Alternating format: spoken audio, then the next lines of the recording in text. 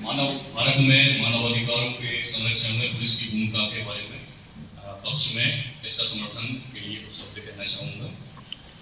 मैं अपनी स्पीच का आरंभ अदम गोंडवी की एक कविता जिसका नाम है चमारों की गली से शुरू करना चाहता हूँ।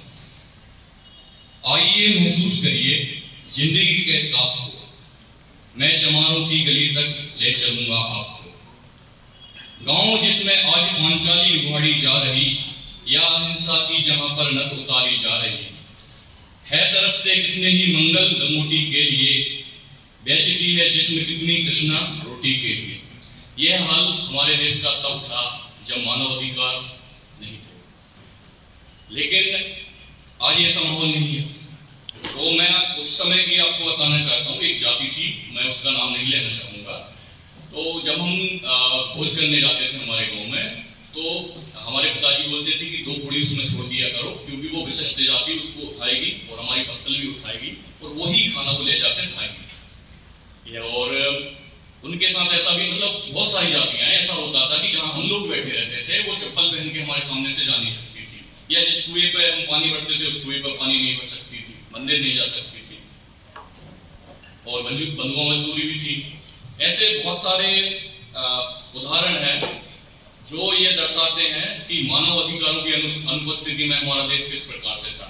एक व्यक्ति जो हमारी तरह हाड़मास का बना हुआ है, हमारी तरह खून का बना हुआ है, जिसने इसी भारत भूमि में जन्म लिया है, उसके साथ भेदभाव कितना होता है। हमारा ही भाई जो हमारे साथ पढ़ता था, हमारा दोस्त था, लेकिन वो निम्न जिसको जाति मतलब दूसरी जाति का था, तो हम उसके साथ में कहीं सामाजिक कार्यक्रमों में बैठ के खाना नहीं खा सकते थे, क्योंकि वो अलग जाति का था, हम अलग जाति के थे। तो ये परिवर्तन आया कैसे?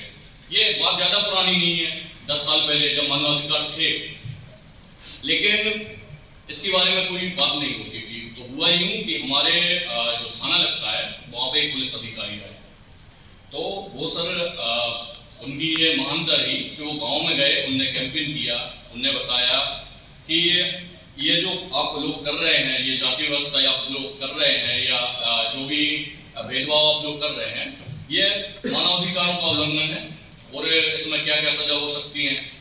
तो उसका ये असर हुआ कि लोगों ने अपने बच्चों को उच्च शिक्षा दी, और पढ़ाई की बदौलत और उन पुलिस वालों की बदौलत आज मेरे गांव का हाल वो नहीं रहा जो पहले था।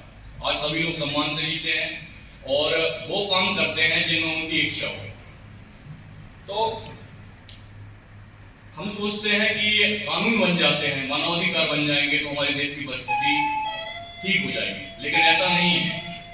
जब तक हम पुलिस वाले जो इस प्रकार है कि अपने मानवाधिकारों को गवाकर दूसरों के मानवाधिकारों की रक्षा करते हैं, जैसे एक दीपक को जलकर दूसरों को उजाला देता है, वो इसमें पहल नहीं करेंगे। हालांकि हम लोग करते हैं जो दिखाई नहीं जाती। तो हम लोग जो पहल करते हैं उसी की बदौलत देश का संविधान, कानून, मानवाधिकार ये सब टिके हुए हैं। तो मैं मानवाधिकारों के संरक्षण में पुलिस की भूमिका जो है वो बहुत बड़ी मानता हूँ, जिसने मेरे जीवन को और मेरे गांव के जीवन को बदल दिया है। धन्यवाद।